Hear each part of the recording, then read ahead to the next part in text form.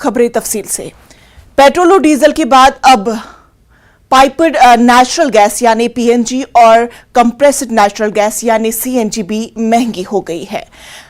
IGL ने इन कीमतों में इजाफे का ऐलान किया है। घरेलू पीएनजी के दामों में ₹1 फी एससी इजाफा किया गया है। ताहम बढ़ती हुई कीमतें पूरे मुल्क में लागू नहीं होगी, बल्कि दिल्ली और उत्तर प्रदेश के गौतम बुद्ध नगर में लागू होगी। इसके अलावा दिल्ली में सीएनजी की कीमत में 50 पैसे का इजाफा किया गया है।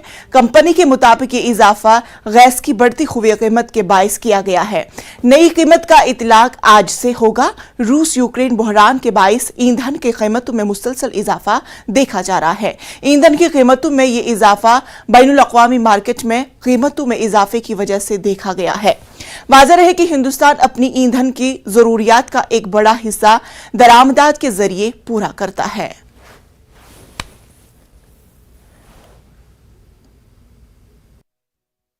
अरे महंगाई तो बढ़ती जा रही है ना, डेली की डेली बढ़ रहा है। तो डेली 1 महीने से तो बढ़ ही रहा है, कभी 50 पैसे कभी 30 पैसे।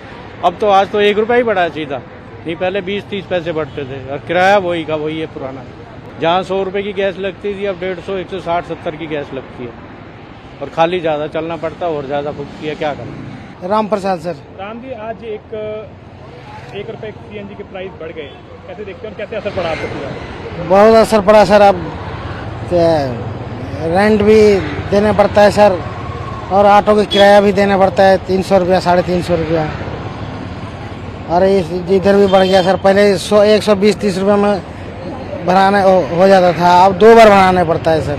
रोज आए दिन सीएनजी के दाम बढ़ते चले जा रहे हैं। ऐसा हम लोगों का तो मुश्किल हो रहा है, काम तो है नहीं। एक तो पहले लॉकडाउन के बाद अब थोड़ा काम स्टार्ट हुआ, काम के बाद उसके बाद फिर सीएनजी रोज बढ़ाए जा रहे हो आप, तो कैसे काम चलेगा? इस तरह तो गरीबों के ऊपर बड़ा नुकसान है ना। बहुत असर पड़ता है जी। किराया तो बढ़ता ही नहीं है। सीएनजी के रेट तो प्रतिदिन रोज बढ़ते हैं। सीएनजी पेट्रोल के रेट तो किराया तो और डाउन होता है जी इससे। और मतलब खर्चा निकालना बहुत मुश्किल हो जाता है आज के जमाने में। इस वक्त की बड़ी खबर आपको बता दें जो नोएडा से आ रही है। जेपी इंस्टीट्यूट की बीटेक फाइनल ईयर की तलबा ने की खुदकशी। तलबा की उम्र 21 साल। पुलिस को एक सुसाइड नोट भी बरामद हुआ। पुलिस ने शुरू की है तहकीकात। आपको नोएडा से इस वक्त की बड़ी खबर आपको बता दें, जेपी इंस्टीट्यूट की बीटेक फाइनल ईयर की तलबा ने खुदकशी कर ली है। तलबा की उम्र 21 साल बताई जा रही है। पुलिस को एक सुसाइड नोट भी बरामद हुआ है। इस मामले की पुलिस तफ्तीश कर रही है। यह खबर आपको नोएडा से बताई जा रही है, जहां पर जेपी इंस्टीट्यूट की बीटेक तलबा ने खुदकशी कर ली है और पुलिस को जाए वारदात से एक सुसाइड नोट भी बरामद हुआ है। और तलबा की उम्र 21 साल बताई जा रही है। तालिबा की उम्र 21 साल बताई जा रही है।